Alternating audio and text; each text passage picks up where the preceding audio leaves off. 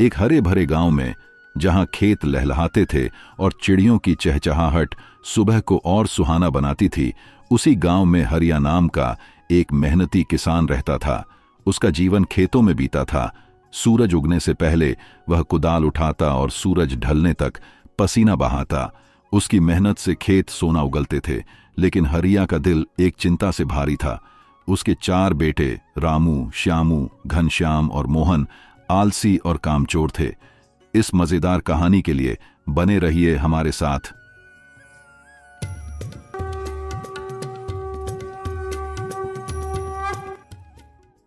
चारों दिन भर गांव में इधर उधर भटकते, दोस्तों के साथ हंसी मजाक करते और खेती का नाम सुनते ही मुंह फेर लेते।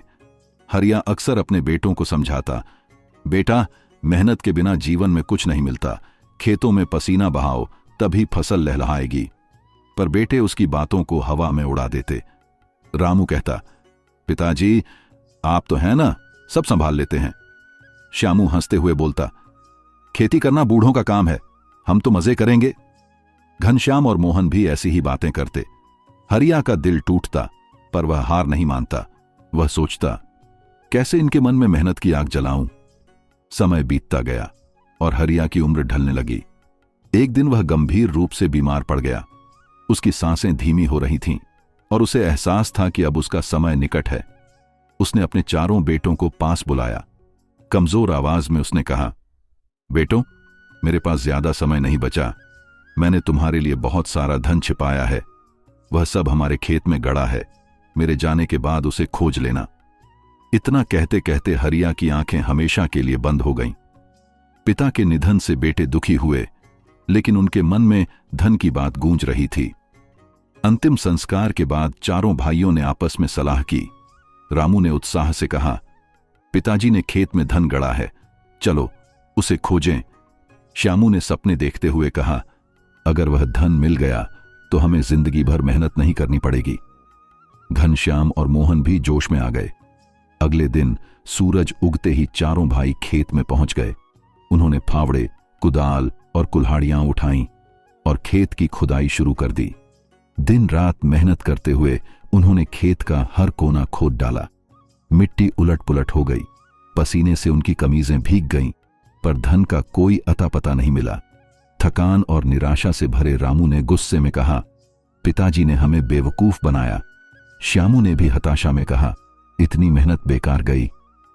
घनश्याम ने पिता को कोसा, यह कैसी बात थी।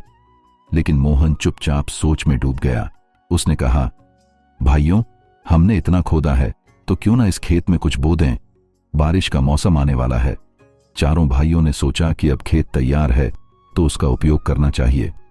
उन्होंने खेत में धान के बीज बो दिए। जल्द ही बारिश शुरू हुई। खेत में पानी भर गया और धान के पौधे तेजी से बढ़ने लगे। हरिया की मेहनत और बेटों की खुदाई ने खेत को इतना उपजाऊ बना दिया था कि पौधों पर बड़ी बड़ी बालियां उलद गईं। उस साल फसल इतनी शानदार हुई कि गांव वाले भी देखकर दंग रह गए। फसल काटने का समय आया। खेत से इतना अनाज निकला कि चारों भाई खुशी से झूम उठे। उन्होंने अनाज बाजार में बेचा और ढेर सारा धन कमाया। उस दिन उन्हें पिता की बात का असली मतलब समझ आया। हरिया का धन कोई सोना चांदी नहीं, बल्कि मेहनत का फल था।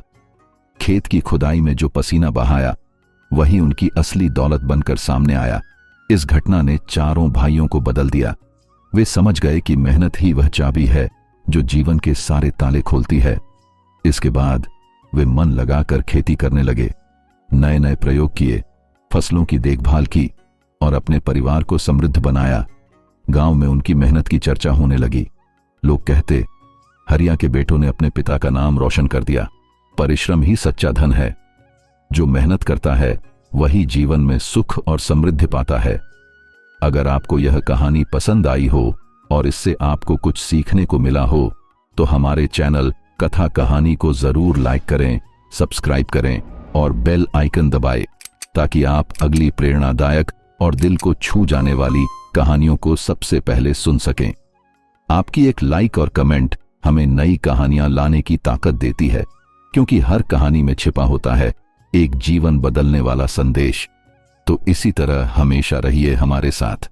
फिर मिलते हैं किसी अन्य कहानी में। नमस्कार।